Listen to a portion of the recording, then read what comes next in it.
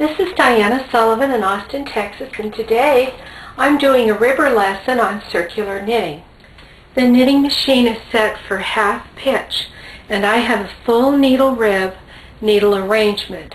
I have the needles pulled out on the main bed, every single one, from 15 left to 15 right, and then on the ribber I've started one needle in so that they don't collide. You see they're half pitch, and the end needles are on the main bed, so I started one needle in and have made one needle less on the ribber.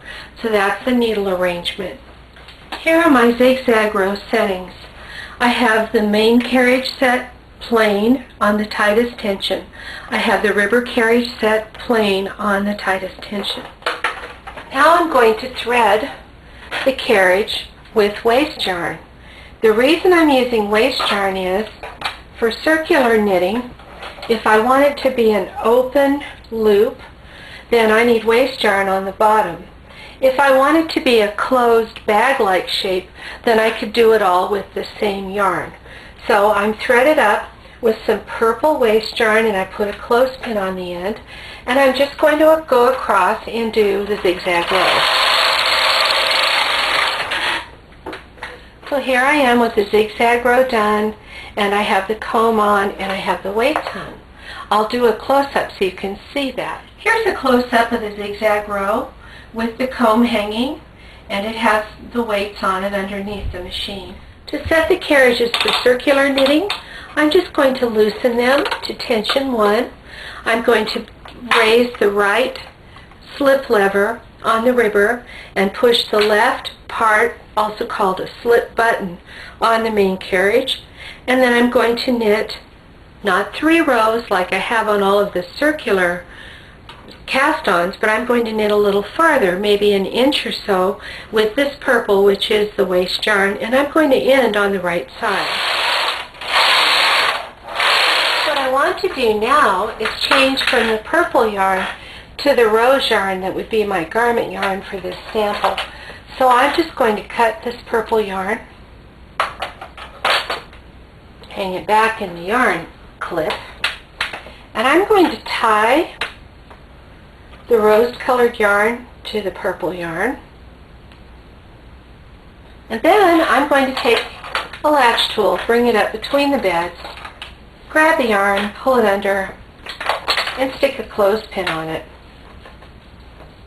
So now I'm threaded up with the rose-colored yarn, and I can proceed to make my circular sample. Now I just want to clarify that what's happening as I knit back and forth is that when I go to the left, the ribber, which is set to knit plain toward the left, is going to knit the stitches on the ribber. The main bed's not going to knit because to the left it's set for slipping. So across I go, and I think I'll get in close because I've got the waste yarn, and you can see that the pink is what I just knitted and the purple was already there, so that you can see I've only knitted on the ribber. I'll do a quick close-up of that. The pink is what I knitted when I just went to the left, and now when I draw the carriage to the right, it's going to knit on the main bed only, completing the circle over to the right, but it's going to skip the ribber. You see it's set to knit to the right because it's the left part button that's pushed. So there I have knitted a complete circle. Note that it took 2 rows to make a circle.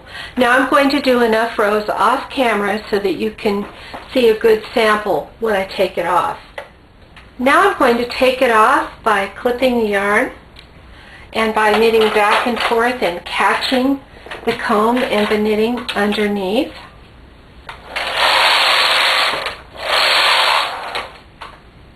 Here's my circular knitted sample.